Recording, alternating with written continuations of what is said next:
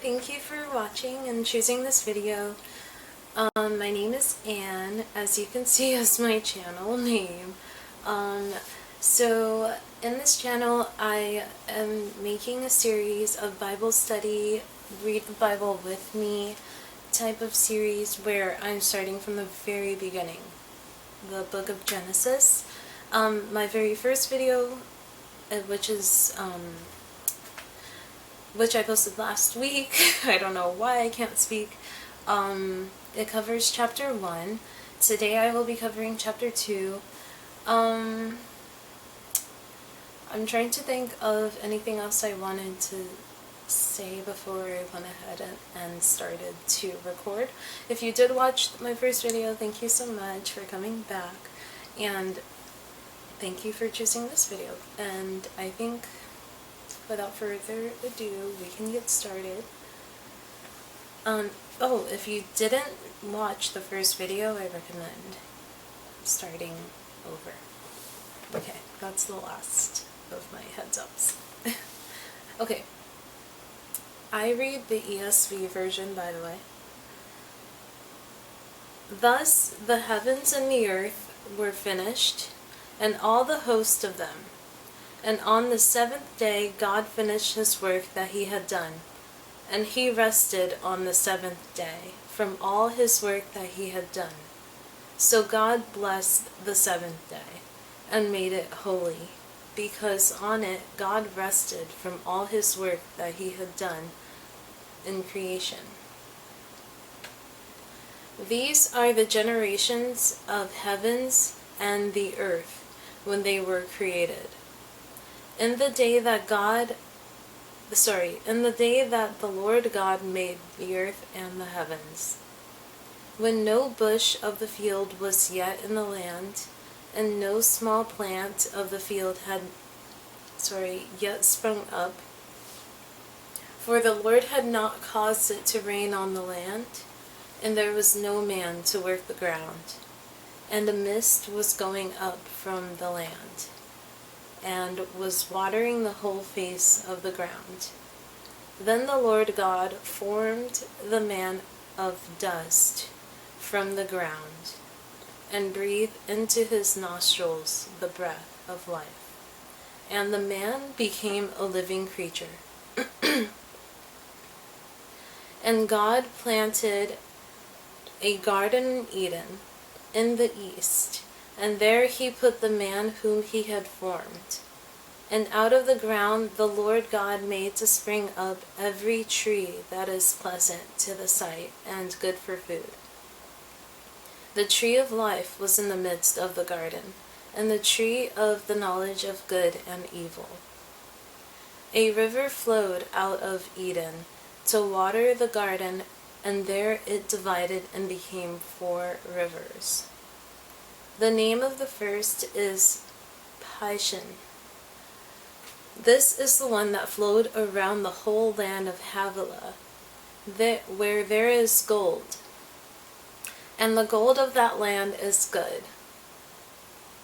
Bdellium and onyx stone are there. The name of the second river was Gihon. It was the one that flowed around the land of Cush.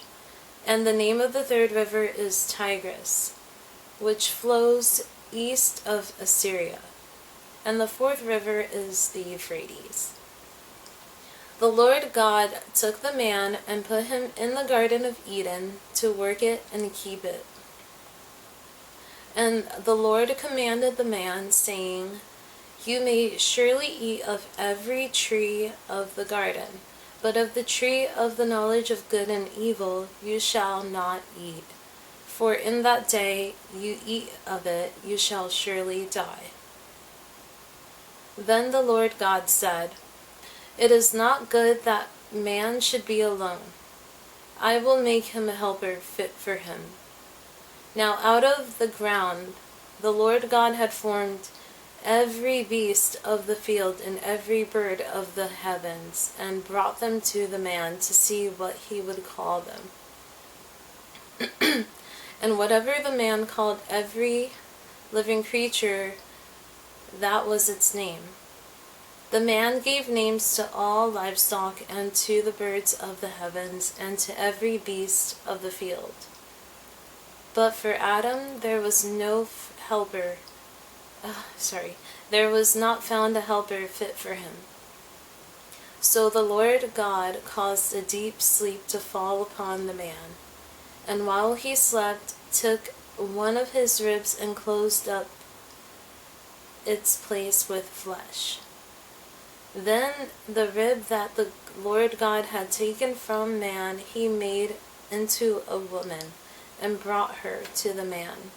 Then the man said, This at last is bone of my bones, and flesh of my flesh.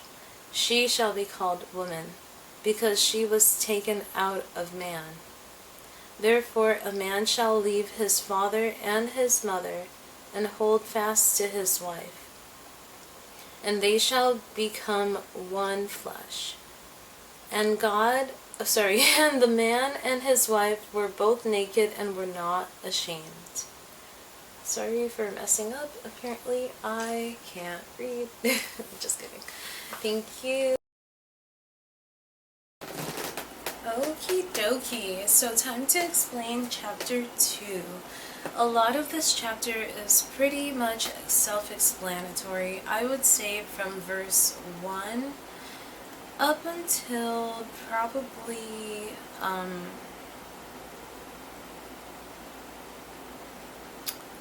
probably 4. The verses discuss how God rested on the seventh day and blessed it and made it holy.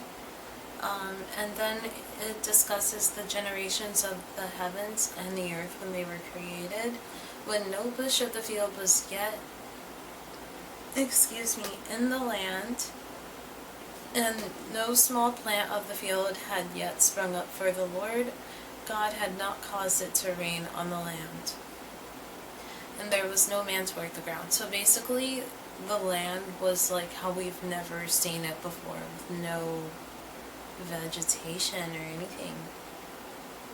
And then God, as we read before, made man.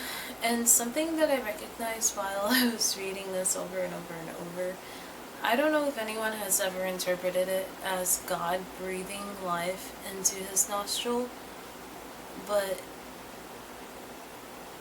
how much more likely is it that Adam breathed the breath of life that God gave to him through Adam's nostrils and became a living being? Who knows?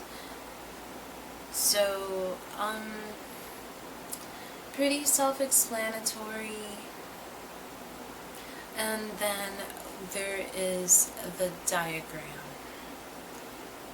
and that will have to be a whole portion within itself, which will actually be inserted right around this part of the video.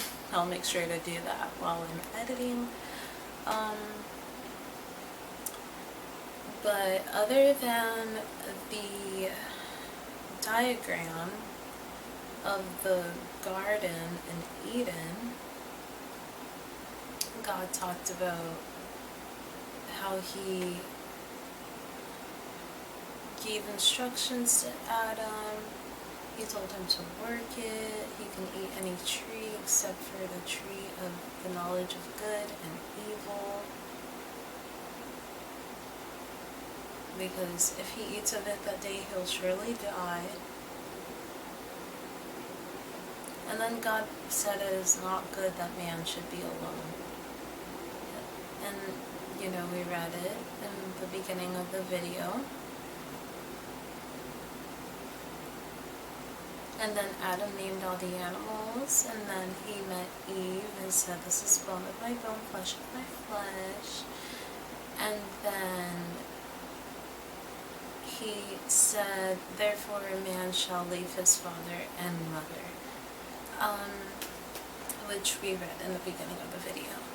So, so this this super self-explanatory chapter, not too much to go into except really the diagram part, which shouldn't be too lengthy because I'm not even really too sure about where the rivers are. I know they divide into 4. I know that 2 of them encircle Havilah and Cush, and then one of them is to the east of Assyria, but then I would assume Cush, Havilah, and Assyria are either on top of or below the garden because it's to the east. It's not like it was central of Eden.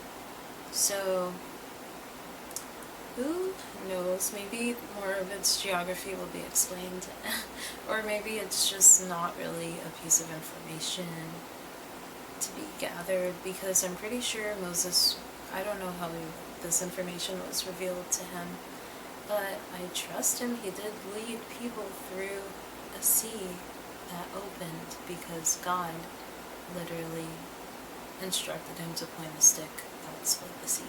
So I trust Moses. Thank you guys for joining me for this reading of this chapter. Make sure, if you like, if you're enjoying, that you come back for chapter 3. More information. I love information. I love knowing stuff. And I hope you guys are enjoying learning all this stuff with me. See you in chapter 3.